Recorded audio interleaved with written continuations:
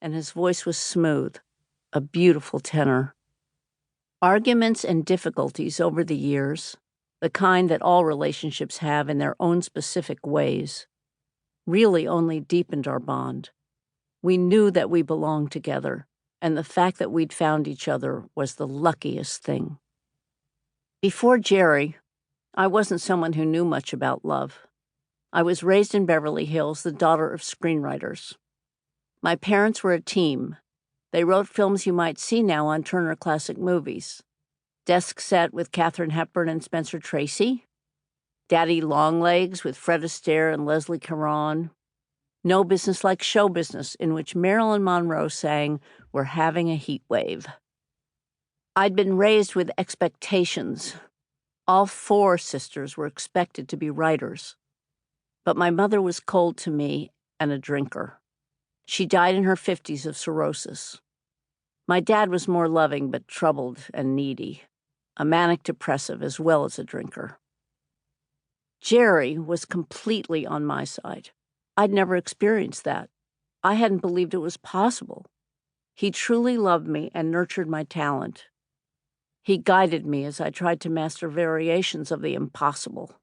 First my humor books, then essays, then screenplays, then novels.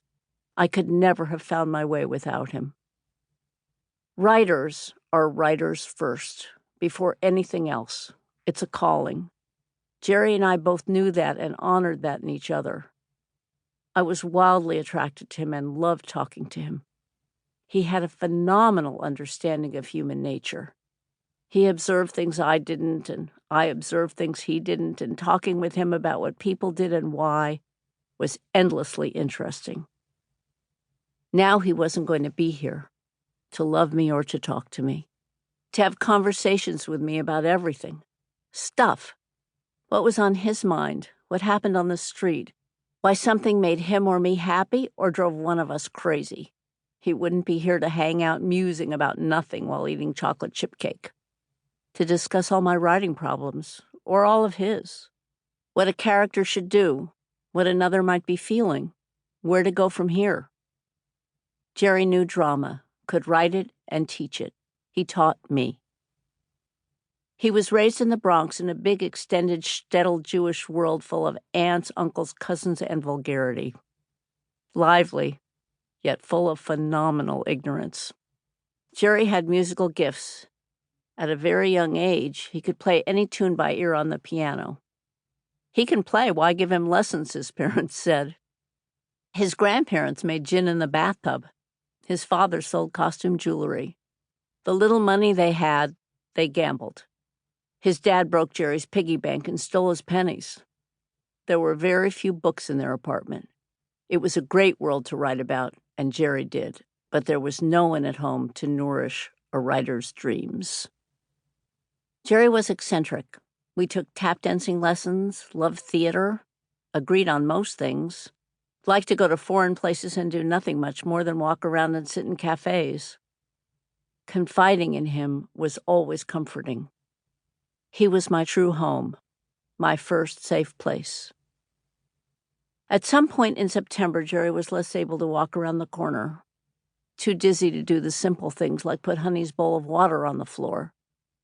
Honey was our beloved little white Havanese dog. I talked to our internist and activated hospice care. We were assigned a social worker, a nurse, and a spiritual counselor.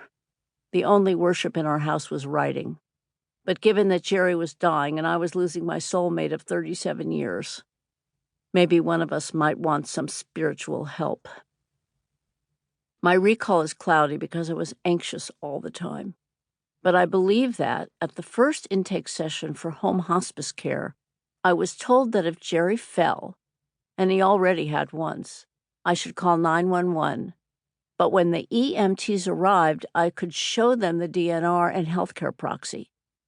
These gave me the right to refuse medical treatment for him. I should ask them only to lift him and put him back in bed. I know I was given that instruction at least twice, and maybe more, by both a hospice person on the phone and a member of the team assigned to us. Jerry was still able to walk if I held on to him, so after the first